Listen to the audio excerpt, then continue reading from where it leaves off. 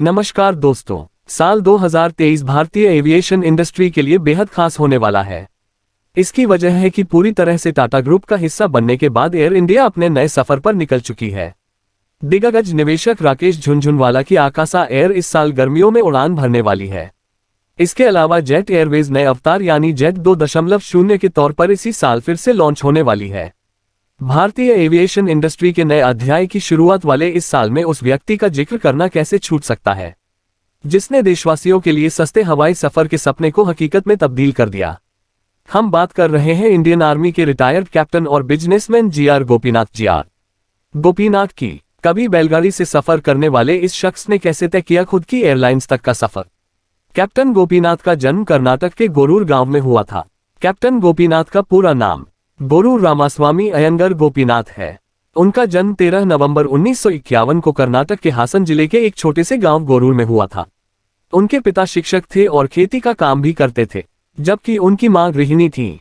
Captain Gopinath के पिता का मानना था कि स्कूल रेजिमेंटेशन के सिस्टम है, इसलिए शुरुआत में गोपीनाथ की पढ़ाई घर पर ही हुई और उनका स्कूल में दाखिला देरी से सीधे कक्षा 5 में हुआ। 1962 में उन्हें बीजापुर के सैनिक स्कूल में दाखिला मिला। स्कूल ने कैप्टन गोपीनाथ की एनडीए एंट्रेंस एग्जाम को पास करने के लिए तैयारी में मदद की। 3 साल की ट्रेनिंग के बाद उनकी एनडीए पुणे से पढ़ाई पूरी हुई। उसके बाद उन्होंने इंडियन मिलिट्री एकेडमी देहरादून से ग्रेजुएशन किया। इसके बाद कैप्टन गोपीनाथ ने आर्मी ज्वाइन की और साल 1971-72 में हुई बांग्लादेश की लड़ाई तक आर्मी में रहे। आर्मी में 8 साल बिताने के बाद 28 साल की उम्र में ही उन्होंने आर्मी से रिटायरमेंट ले लिया। कैप्टन गोपीनाथ कुछ नया करना चाहते थे, लेकिन रिटायरमेंट लेने के बाद उनके संघर्ष के दिन शुरू हुए। अपने दोस्तों से मदद लेकर उन्होंने सिल्क की खेती, dairy farming, poultry farming, motorcycle dealership और हॉस्पिटैलिटी जैसे कई बिजनेस में हाथ आजमाया। कैप्टन गोपीनाथ ने साल 1997 में एक निजी कंपनी डेक्कन एविएशन के तौर पर हेलीकॉप्टर सेवा शुरू की। उनकी कंपनी का कहना था कि मैप पर कोई भी जगह दिखाए, हम आपको वहां तक पहुंचाएंगे। उनका उद्देश्य वीआईपी लोगों के लिए चार्टर्ड हेलीकॉप्टर की सेवा को उपलब्ध कराना था। उनकी इस सेवा का लाभ कई राजनेताओं ने उठाया। साल 2000 में कैप्टन गोपीनाथ अमेरिका में छुट्टियां मनाने गए थे। उसी दौरान उन्हें भारत में सस्ती विमान सेवा शुरू करने का ख्याल आया। फीनिक्स में उन्होंने एक स्थानीय एयरपोर्ट देखा, जहां से लगभग 1000 उड़ानें संचालित होती थीं और जो हर दिन करीब 1 लाख यात्रियों को सेवाएं देती थीं। जबकि फीनिक्स एयरपोर्ट अमेरिका के टॉप एयरपोर्ट में शामिल भी नहीं था। उस वक्त भारत के 40 एयरपोर्ट मिलकर भी इतनी उड़ानें संचालित नहीं कर पाते थे। उस वक्त पूरे अमेरिका में एक दिन में 40,000 कमर्शियल उड़ानें चलती हैं, जबकि भारत में केवल 420। वह जब भारत लौटे तो उनके दिमाग में यही ख्याल था कि देश में आम आदमी को भी हवाई जहाज में बैठने की सुविधा मिलनी चाहिए। अगस्त 2003 में कैप्टन गोपीनाथ ने 48 सीटों और 2 इंजन वाले 6 फिक्स्ड विंग टर्बोप्रॉप हवाई जहाजों के बेड़े के साथ एयर डेक्कन की स्थापना की। साल 2007 में देश के 67 हवाई अड्डों से एक दिन में इस कंपनी की 380 उड़ानें चलाई जा रही थीं। कंपनी के हवाई जहाजों का बेड़ा अब 45 विमानों का हो चुका था। जब कंपनी शुरू हुई उस वक्त रोज केवल 2000 लोग कंपनी के विमानों में सफर कर रहे थे, लेकिन 2007 आते आते हर रोज 25,000 लोग सस्ती कीमत पर हवाई सफर करने लगे।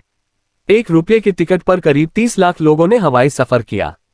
यह डेक्कन एविएशन की एक पूर्ण स्वामित्व वाली सहायक कंपनी थी। ईजीजेट और रायनेयर जैसे यूरोपीय बजट एयरलाइन से प्रेरणा लेकर उन्होंने एयर डेक्कन को शुरू किया था। इसकी पहली उड़ान बेंगलुरु से हुबली तक 23 अगस्त 2003 को संचालित की गई। यह भारत की पहली लो कॉस्ट एयरलाइंस थी जो आम आदमी की एयरलाइन के रूप में लोकप्रिय थी। प्रतिद्वंद्वियों के मुकाबले एयर डेक्कन की हवाई टिकट की कीमतें लगभग आधी थीं। एयर डेक्कन एक नो फ्रिल्स एयरलाइंस थी, यानी एक ऐसी विमान सेवा जिसमें यात्रियों को केवल जरूरी सुविधाएं ही मुहैया होती हैं, जिसकी वजह से यात्रा सस्ती चीप टिकट होती है। यात्रियों के लिए हवाई सफर सस्ता करने के लिए इन फ्लाइट एंटरटेनमेंट, फ्लाइट के दौरान खाने और बिजनेस क्लास सीटिंग जैसी गैर जरूरी सुविधाओं पर खर्चा नहीं किया जाता। साल 2005 में कैप्टन गोपीनाथ ने घोषणा की कि वह ₹1 में लोगों के लिए हवाई यात्रा मुमकिन बनाएंगे। इसके लिए एयर डेक्कन ने डायनामिक प्राइसिंग व्यवस्था शुरू की, जिसके तहत पहले टिकट खरीदने वाले कुछ उपभोक्ता मात्र ₹1 में यात्रा कर सकते थे। इस व्यवस्था के तहत जो लोग देर से टिकट खरीदते थे उन्हें टिकट की अधिक कीमत देनी होती थी, लेकिन फिर भी दूसरी कंपनियों के मुकाबले टिकट काफी सस्ती होती थी। जैसे जैसे वक्त गुजरा एयर डेक्कन घाटे में जाती गई। अक्टूबर 2007 में एयर डेक्कन का नाम बदलकर सिंपली फ्लाई डेक्कन हो गया। अप्रैल 2008 में कैप्टन गोपीनाथ ने एयर डेक्कन को शराब कारोबारी विजय माल्या की कंपनी किंगफिशर को बेच दिया। विजय माल्या किंगफिशर एयरलाइंस के भी मालिक थे। इस तरह simply fly Deccan Kingfisher airlines में मर्ज हो गई। माल्या ने अगस्त 2008 में एयर डेक्कन को नया नाम दिया किंगफिशर रेड। गोपीनाथ को भरोसा था कि भले ही वह एयर डेक्कन के साथ नहीं है, लेकिन उनका सपना हवाई उड़ान भरता रहेगा। इस वक्त तक देश के विमानन क्षेत्र में कई और कंपनियां भी कूद पड़ी थीं, जो उपभोक्ताओं को सस्ती हवाई यात्रा करा रही थीं। माल्या गोपीनाथ के सपने को संजो नहीं पाए और कंपनी साल 2011 में बंद हो गई।